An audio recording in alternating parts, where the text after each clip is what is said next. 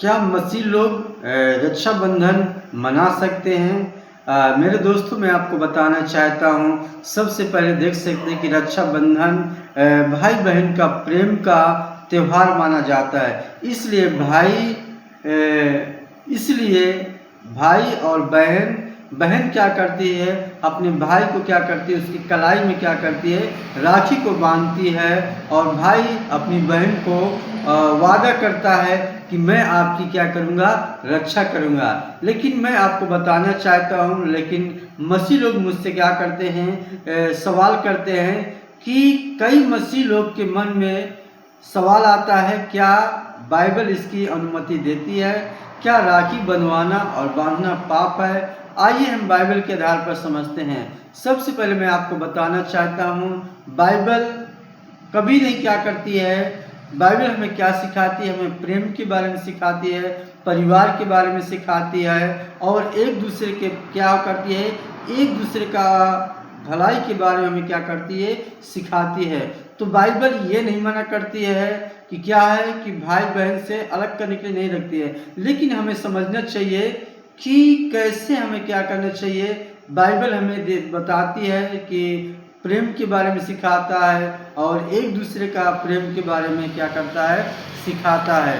तो मैं आपको बताना चाहता हूँ, जैसे कैसे आपको समझना है, कॉन्टेक्स्ट को समझना है कि किसी धार्मिक पूजा, प्रार्थना या रीति में शामिल तो नहीं हो रहा है जो एक विश्वासी के लिए विरुद्ध हो, जैसे टीका लगाना, लगवाना, आरती करना, करवाना।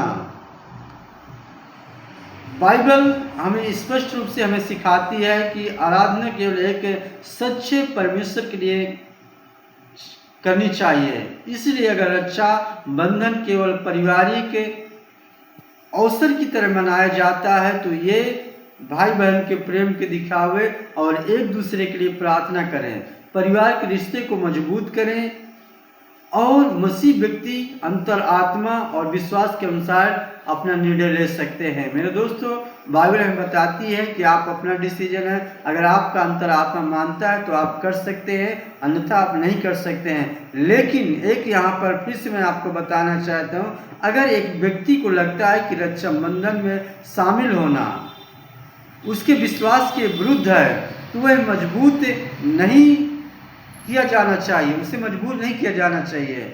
मेरे दोस्तों, रोमियो 14 अध्याय में स्पष्ट बताता है कि हमें विश्वासी से जुड़े मामलों में हमें एक दूसरे का न्याय करने में जल्दबाजी नहीं करना चाहिए। मेरे दोस्तों, हमें रोमियो को पति स्पष्ट हमें बताता है कि हमें क्या करना चाहिए, एक जल्दबाजी क्या हो जानी चाहिए, निर्णय नहीं लेना चाहिए।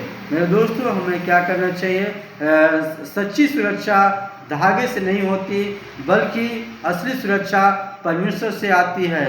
मेरे दोस्तों, हम देख सकते हैं कि आपका भाई आपको हमेशा रक्षा नहीं कर सकता मेरे दोस्तों, लेकिन परमेश्वर आपको क्या करेगा।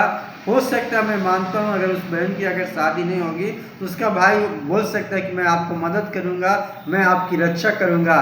लेकिन एक यहाँ पर एक बात को समझते हैं कि मनुष्य की शक्ति, मनुष्य का जो भी बल ताकत है, एक लिमिट है, एक समय है। लेकिन मैं आपको बताता हूँ कि भजन संहिता में सिखाता है कि हमारी सहायता, सुरक्षा परमेश्वर की ओर से आता है। मेरे दोस्तों, आपको समझना है कि आपको देख सकते हैं कि क्या होता है, उस बहन का भाई उसको हमेशा मदद नहीं कर सकता है। एक कभी कभी क्या होता है, निस्वार्थ प्रेम का होता है। और मेरे दोस्तों, लेकिन परमेश्वर का वचन हमें सिखाता है, परमेश्वर हमें क्या करता है, मदद करेगा, सहायता करेगा।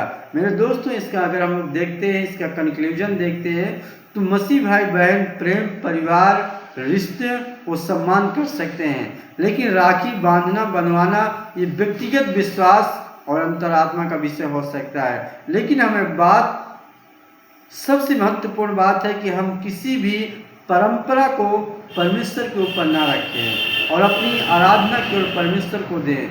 मेरे दोस्तों, हम देख सकते हैं कि क्या होता है, जो धागा होता है, और धागे का जो क्या होता है, कभी कभी क्या होता है, राखी बांधना एक परंपरा होता है, एक ट्रेडिशनल होता है, एक रिवाज होता है।